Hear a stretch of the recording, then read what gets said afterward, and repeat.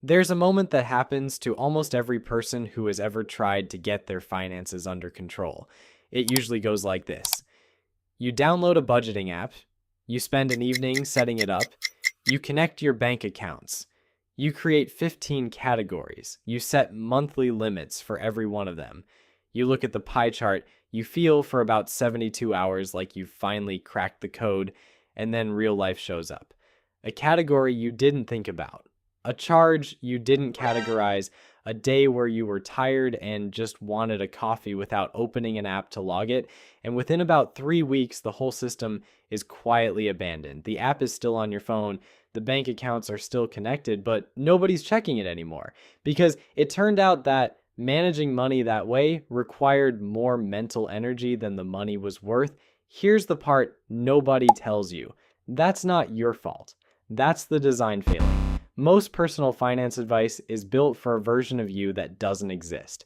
A version with unlimited focus, unlimited discipline, and an interest in categorizing every dollar into a color-coded spreadsheet. Real humans do not work that way, which is why over the last several years a completely different approach has quietly taken over.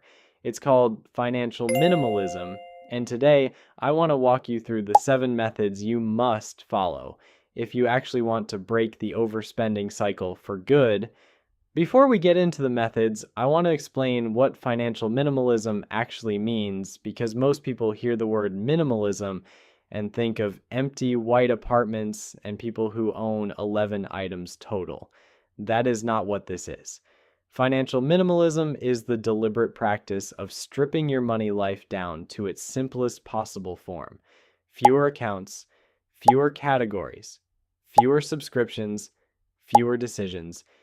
The idea is that every layer of complexity you add to your finances is a place where money can leak, willpower can fail, and your attention can get lost. So you remove the layers. What's left is a system so simple that following it doesn't require discipline. It just requires the setup one time, and then the system runs itself. And the surprising thing that happens next is that the overspending stops, not because you're fighting it every day, because the environment around your money no longer produces it. That's the whole point. Overspending isn't a personal failing, it's an environmental outcome. Change the environment and the outcome changes with it. Now, why do I say you must follow these methods? Because the economy you live in is not neutral. Every app on your phone, every store you walk into, every subscription you signed up for during a free trial you've long since forgotten, every one-click checkout, every ad targeted at you based on years of browsing history is designed by teams of behavioral psychologists whose entire job is to make sure your paycheck disappears before Thursday. That is not a conspiracy. That is just the business model of the modern economy. And against that kind of pressure, hoping to spend less through willpower alone is like hoping to lose weight by walking through a bakery every day and trusting yourself not to buy anything. And it doesn't work. Not because you're weak, because the environment was engineered specifically to defeat you. The 7 methods I'm about to walk through are not suggestions. They are the counter design. They are the specific set of structural changes that turn your money environment from one that leaks by default into one that saves by default. Without them, the overspending cycle continues regardless of how much you earn. With them, it breaks. Let's run through them. Method 1, the daily number. This is the method that changes the game for almost everyone who tries it, and it comes straight from the minimalist toolkit. Once you use it for a week, every complicated budgeting app you have ever downloaded is going to feel absurd by comparison. Here's how it works. Instead of building a budget with 15 categories and monthly limits and pie charts, you do exactly one calculation at the start of the month. You take the total amount you are allowed to spend on discretionary things, everything that is not rent, bills, or savings, and you divide it by the number of days in the month. That number is your daily number. That is the entire budget. If your discretionary allowance is $600 for the month and the month has 30 days, your daily number is $20. Now here's where the method gets interesting. You do not budget by category anymore. You do not track whether the money went to coffee or lunch or a subscription. You just check at the end of each day whether you came in under your daily number. If you overspent on Tuesday, you know Wednesday needs to be lighter. If you underspent on Monday, you have a small cushion for the weekend. That is the entire system. No categories, no apps required, no guilt, just daily balance. And here's why this method works so much better than traditional budgeting. Traditional budgets rely on your future self to make good decisions across 15 different categories every single day for 30 days in a row. That is an enormous number of decisions. Your brain gets tired, you give up by the second week. The daily number replaces all of that with one single question. Did today come in under the number, yes or no? Your brain can answer that in about 2 seconds, and because the feedback loop is 1 day long instead of 1 month long, you course correct in real time before the damage compounds. People who switch to this method routinely report cutting their discretionary spending by a significant amount within the first 2 months without feeling deprived at all. They just started noticing what enough actually felt like. And that phrase, enough, is one you rarely hear from anyone still using a 15-category spreadsheet. That's the whole difference right there. Method 2, the 3-account system. This is the structural method that makes every other method easier to stick to. It takes about 20 minutes to set up one time, and then it runs on autopilot for the rest of your life. Here's how it works. You have 3 accounts, not 15. 3. Account 1 is your bills account. Every fixed expense, rent, utilities, insurance, phone, all of it flows in and out of this account. It never gets touched for anything else. Account 2 is your spending account. This is where your daily number for method 1 lives. Every discretionary dollar goes through this account, and only this account. Account 3 is your savings and investing account. Money that flows in here is money that has left your life for future you. You do not touch it, look at it, or think about it on a daily basis. Now here's the trick that makes the 3-account system work. You set up automatic transfers on payday. Your paycheck lands in the bills account. A fixed percentage is instantly transferred to the savings account. The rest is transferred to the spending account. That is it. Once the transfers are running, your money organizes itself before you even see it. You never have to think about whether you can afford to save this month. It already happened.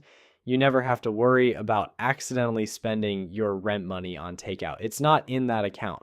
And when you check your spending account balance, that number is a real number. That's what you actually have to work with, not some abstract total that includes money already owed to other things. The 3-account system replaces the mental burden of figuring out where your money is with a physical reality of where your money already went. And once that shift happens, budgeting stops feeling like work. Method 3, the 1-hour weekly check-in. This method comes straight from the Minimalist Toolkit, and it is one of the most powerful ways to stay on top of your finances without ever letting them dominate your life. Here's how it works. Once a week, at the same time every week, you sit down for exactly 1 hour and look at your money. That's it. Not every day, not obsessively, 1 hour, one time per week. During that hour, you do 3 things. First, you check the balance in your spending account and confirm your daily number is still on track. Second, you look at any charges from the last 7 days and make sure nothing surprising happened. Third, you plan the coming week. Any big expenses coming up? Any events? Any purchases you're considering? You put them on paper before the week starts so your future self isn't blindsided. Now here's why the check-in method is so much healthier than the alternatives. Most people either avoid their money entirely, which means they discover problems too late, or they check it obsessively, which means their money runs their emotional state 24 hours a day. Neither of those works. The weekly check-in is the middle path. It's frequent enough that nothing surprises you. It's contained enough that money doesn't take over your mental space the rest of the week. And here's the part that surprises people. After doing this for about a month, most people report that their overall money anxiety drops dramatically. Not because they suddenly have more money, because they finally have a container for the money worry. It has a specific time and place, which means the other 167 hours of the week, their brain is free to think about something else. That is a level of financial calm most people have never experienced in their adult lives. Method 4, the two-list system. This method is genuinely one of the most freeing tricks in the minimalist toolkit, and it costs nothing to start. Here's how it works. You keep two lists on your phone or in a notebook. The first list is called considering. The second list is called waiting. Anytime you want to buy something that isn't essential, it doesn't get bought. It gets added to the considering list. That's the entire rule. If it's under $100, it stays on the considering list for at least a week. If it's over 100, it stays for at least a month. During that time, if you still want it and you can afford it within your daily number system, it moves to the waiting list, which means you buy it the next time you have room in your budget. Now, here's why this method works so well. Most impulse purchases die on the considering list. You add the item, you feel the small dopamine hit of acquiring it in your mind, and then a few days later, you look at the list and you can't even remember why you wanted it. The desire has evaporated. The money stays in your account. And here's the second order benefit that minimalists talk about all the time. Once you start seeing your considering list, you start noticing patterns. You realize you add things when you're bored. You realize you add things when you've had a hard day. You realize you almost never add things when you feel genuinely satisfied with your life. And once you see that pattern, you start solving the underlying feeling instead of trying to shop your way out of it. The list isn't just a spending tool, it's a mirror. Method 5, the values audit. This method takes about an hour, one time, and it becomes the foundation that all the other methods hang from.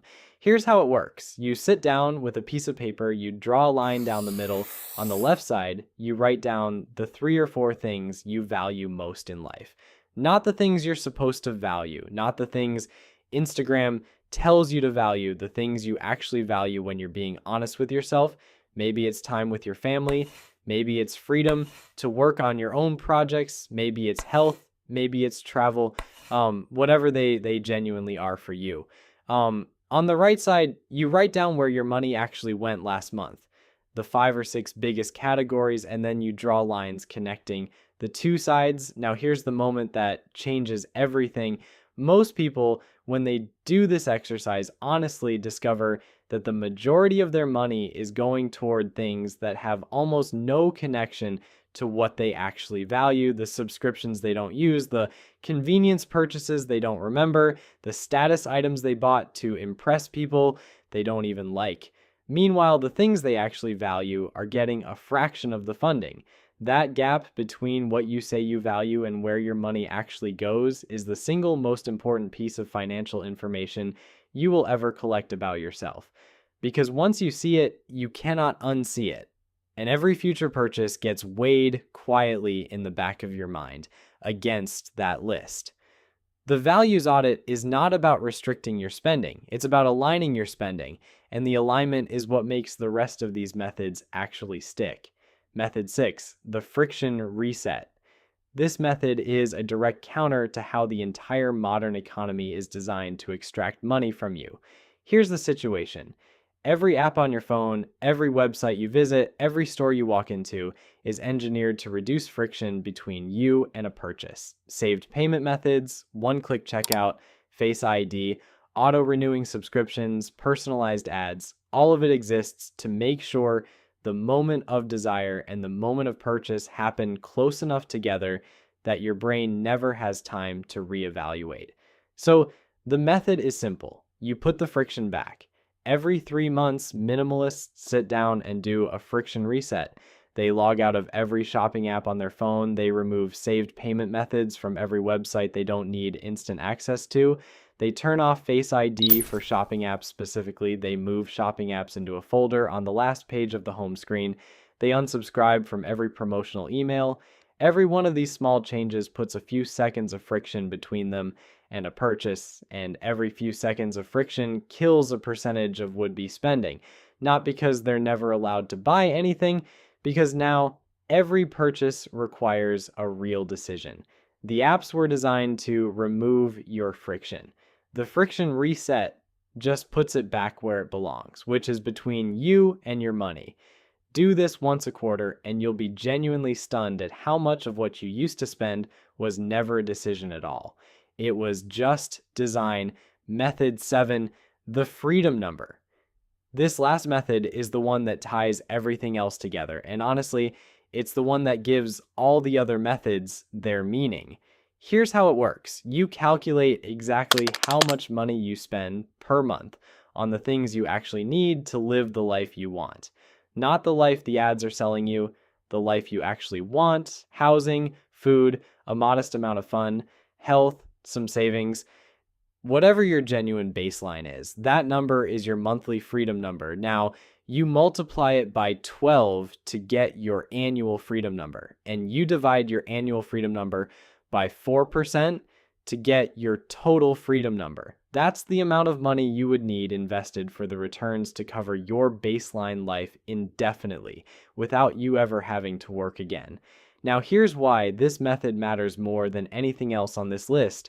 Most people have no idea what their freedom number is. They think financial freedom is some abstract thing that requires millions of dollars. For a lot of people, it does not. When you actually run the number for a genuinely minimalist life, the total is often much smaller than expected. And here's the psychological effect. Once you know your freedom number, every dollar you save has a specific job.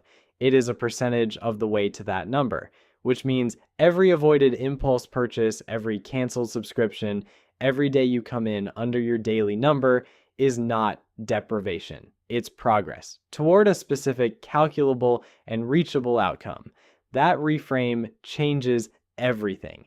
Suddenly, saving stops feeling like sacrifice and starts feeling like buying pieces of your own freedom, which, when you think about it, is exactly what it is. So here's the picture. 7 methods. None of them require willpower. None of them require deprivation. None of them require an app, a spreadsheet, or a financial advisor. They're just 7 small structures built on paper that quietly organize the environment around your money so control becomes the default state instead of something you have to fight for every day. Add them up over a career, and you're easily looking at $500,000 to $1 million of preserved wealth, plus something even more valuable than that. Genuine peace around your money. Not the fake peace of pretending it doesn't matter. The real peace of knowing exactly where you stand, where you're going, and what you're building toward. The reason nobody teaches you these methods is that every single one of them is bad for somebody's business. Like the daily number method hurts every budgeting app on earth. The 3-account system hurts the banks that profit from confusion. The friction reset hurts the entire app economy. The freedom number hurts the whole industry built on convincing you that you'll never have enough. The economy is designed to sell you complexity. Financial minimalism is just the quiet refusal to buy it. That's why these 7 methods are not optional if you actually want to break the overspending cycle. Every one of them removes a specific piece of complexity that the economy uses to keep you spending. You do not have to do all 7 at once. Pick 2. Start with the daily number and the 3-account system. Watch what happens to your money and your peace of mind in 90 days. Then add another one. That is the whole thing.